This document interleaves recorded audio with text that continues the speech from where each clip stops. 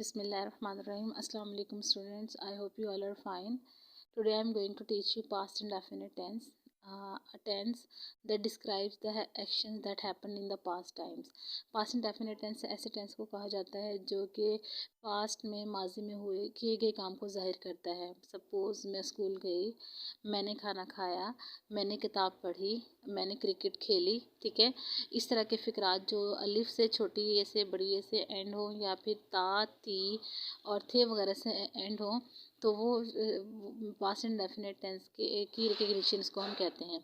ठीक है, past indefinite tense ये एक ऐसा टेंस है जिसमें हम सेकंड फॉर्म ऑफ वर्ब का इस्तेमाल करते हैं. इसके अलावा किसी टेंस में सेकंड फॉर्म ऑफ वर्ब का इस्तेमाल नहीं होता है अफर्मेटिव सेंटेंस बनाने के लिए. जबकि नेगेटिव सेंटेंस बनाने के लिए इसमें हम डिड नॉट का इस्तेमाल करते हैं और डिड नॉट के साथ वर्ब की फर्स्ट फॉर्म लगाते हैं और साथ में सब्जेक्ट और ऑब्जेक्ट अपने अपने पोजीशंस पर लगते हैं. अब यही स्ट्रक्चर की हेल्प से हम सेंटेंसेस को अंडरस्टैंड करते हैं. Suppose I wrote a letter to my friend. ठीक है, मैंने अपनी दोस्त को खत लिखा. ही केम टू सी मी, वो मुझे मिलने आया. दे वर्क हार्ड, उन्होंने सख्त मेहनत की. ये अफॉर्मेटिव सेंटेंस की एग्जांपल्स थी. मतलब कि हमने सेकंड फॉर्म वर्ब को यहाँ पर इस्तेमाल किया इन एग्जांपल्स में. जबकि नेगेटिव सेंटेंस में हम क्या करते हैं, किसी भी काम को जो नफ़ी करने के लिए इस्तेमाल करते हैं नेगेटिव सेंटेंस का.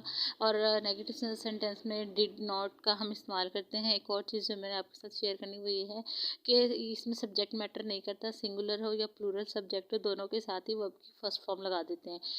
मतलब कि जबकि प्रेजेंट डेफिनेट टेंस में हम अकॉर्डिंग टू द सब्जेक्ट हम हेल्पिंग वर्ब यूज़ करते थे. डू या डज का यूज़ किया जाता है वहाँ पर. जबकि पास्ट एंड डेफिनेट में हेल्पिंग वर्ब कोई भी हो, सब्जेक्ट आपका कोई भी हो, हेल्पिंग वर्ब जो है वो डिड नॉट ही लगना है.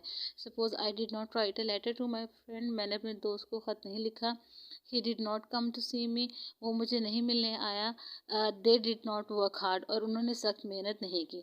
बस जो पॉइंट नोटिस करने की ज़रूरत है वो ये है कि वर्ब की फर्स्ट फॉर्म आनी चाहिए. मतलब बेस फॉर्म ऑफ वर्ब को यहाँ पर प्लेस करना ज़रूरी है.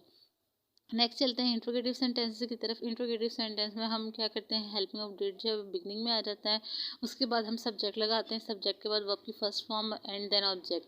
और अगर क्वेश्चन आपका जो है वो डबल इंट्रोगेटिव है, मीन को सबसे पहले क्वेश्चन वर्ड आ जाएगा यहाँ पर, फिर डिड आ जाएगा, डिड के बाद सब्जेक्ट और सब्जेक्ट के बाद नॉट, और नॉट के बाद वर्ब की first form and then object, and at the end question mark put करना ज़रूरी है.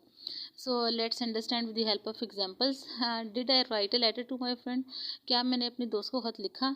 Did they not play cricket, क्या उन्होंने क्रिकेट नहीं खेली या क्या उन्होंने हॉकी नहीं खेली. Why did I not write a letter to my friend, मैंने अपने दोस्त को ख़त क्यों नहीं लिखा. ठीक है, मतलब कि नेगेटिव भी हो गया और साथ में इंट्रोगेटिव भी हो गया.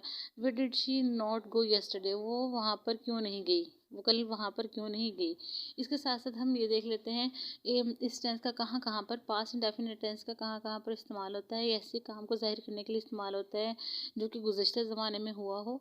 Suppose the teacher arrived 5 minutes ago, मतलब टीचर जो है 5 मिनट पहले क्लास में आई, कमरा जमात में हाजिर हुई.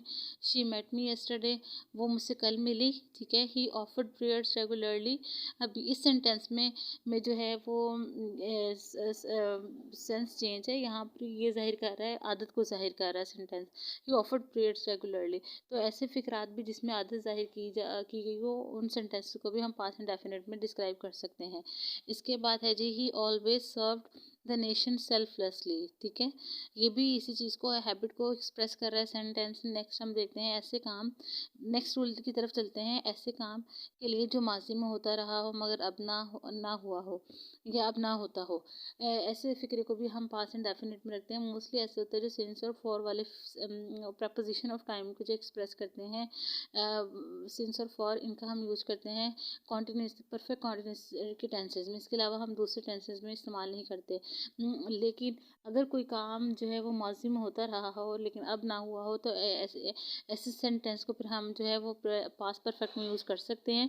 मतलब आप इसको ऐसे समझ लें, सिंस और फॉर जो हैं वो पास्ट इंडेफिनिट टेंस में भी यूज़ हो सकते हैं.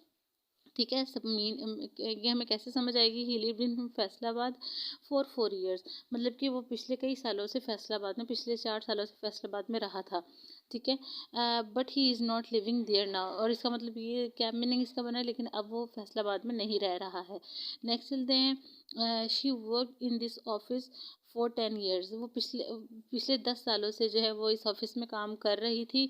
या मतलब क्या बना इसका, but she does not work there now, लेकिन अब वो काम नहीं कर रही है।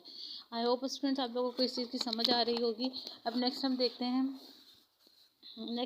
देखते हैं कौन कौन से ऐसे वर्ड्स हैं जिनका जो है वो पास्ट इंडेफिनिट टेंस में ही इन वर्ड्स का इस्तेमाल होता है कि आइडेंटिफिकेशन, अगर इनको मेमोराइज कर लिया जाए तो तब भी ये हेल्पफुल रहेंगे। दर्ज अल्फाज हैं जिससे हम अंदाज़ा लगा सकते हैं, कि ये पास्ट इंडेफिनिट टेंस का जुमला है। वो वर्ड्स कौन से हैं, then, at that time, yesterday, last night, week, month, year, evening, century, etcetera, in 2003, at Christmas, Eid, etcetera. ये वो वाले वर्ड्स हैं जो वर्ड्स इस चीज़ को रिकग्नाइज करते हैं, ये पास्ट इंडेफिनिट टेंस का पास्ट इंडेफिनिट टेंस का सेंटेंस है। आई होप स्टूडेंट्स आपको ये वीडियो अच्छी लगी होगी। आप इसको गो थ्रू करें और इसको अंडरस्टैंड करें।